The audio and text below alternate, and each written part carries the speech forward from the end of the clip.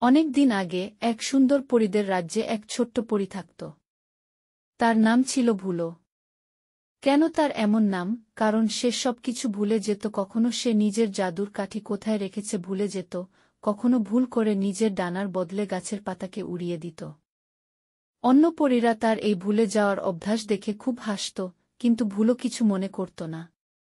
সে বলত, জীবন মজা ছাড়া কিসের? একদিন পরীদের রানী বনে এলো, এসে ঘোষণা করল যে পরীদের মানুষের দুনিয়ায় গিয়ে কিছু ভালো কাজ করতে হবে। অন্য পরীরা উড়ে গেল তাদের মিশনে।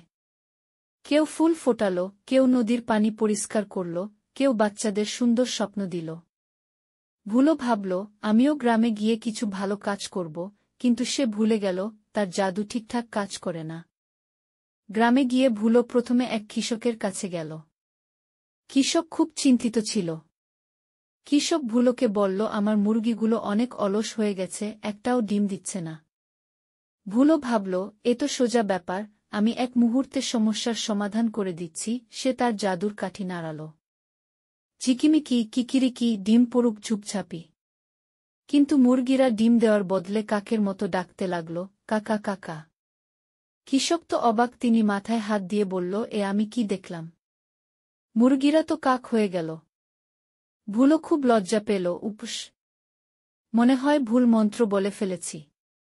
সে আবার জাদু করল, এবার মুরগিরা ঠিক হয়ে গেল। কৃষক হাঁফ ছেড়ে বাঁচল। এরপর ভুলো রাজপ্রাসাদে গেল। রাজকুমার নীরব মুখে বসেছিল। তোমার কি সমস্যা, রাজকুমার? রাজকুমার দীর্ঘশ্বাস ফেলে বলল, আমি রাজকন্যার চেয়ে একটু খাটো। সে আমাকে ঠাট্টা করে। তুমি কি আমাকে একটু লম্বা করতে পারো? ভুলো খুশি মনে বলল, নিশ্চয়ই। সে আবার জাদুর কাঠি নাড়াল। ঝিকিমিকি বটগাছ বড়, রাজকুমার লম্বা হোক। কিন্তু রাজকুমার লম্বা হওয়ার বদলে একটা ব্যাঙ হয়ে গেল। রাজকন্যা চিৎকার করে বলল, আমার হবু বর ব্যাঙ হয়ে গেল। হায় হায়! রাজকুমার রাগে ব্যাঙের মতো লাফ দিয়ে বলল, ভুলো পরী, আমাকে আবার মানুষ বানাও। ভুলো লজ্জায় মাথা চুলকাতে লাগল। উপস, মনে হয় ব্যাঙ বানানোর মন্ত্র বলে ফেলেছি। সে তাড়াতাড়ি জাদু করে রাজকুমারকে আবার ঠিক করে দিল। রাজকুমার আর রাজকন্যা হাঁফ ছেড়ে বাঁচল। পরবর্তী মিশনে ভুলো এক ছোট্ট ছেলের কাছে গেল। সে বলল, পরী, আমাকে একটা জাদুর আপেল দাও, যা খেলে আমি অনেক শক্তিশালী হব। ভুলো ভাবল, এটা তো সহজ ব্যাপার। সে আবার জাদুর কাঠি নাড়াল। ঝিকিমিকি আলোমিকি, আপেল হোক জাদুর।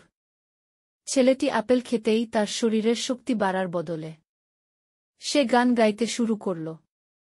লা লা লা, হা হা হা হা, আমি এখন গায়ক। সে যেখানে যাচ্ছে লা লা লা করে গান গাইছে। গ্রামের সবাই হাসতে হাসতে গড়িয়ে পড়ল।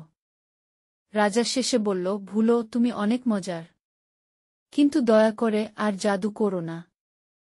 ভুলো একটু ভেবেই বলল, ঠিক আছে, তাহলে আমি সবাইকে মজার গল্প বলবো।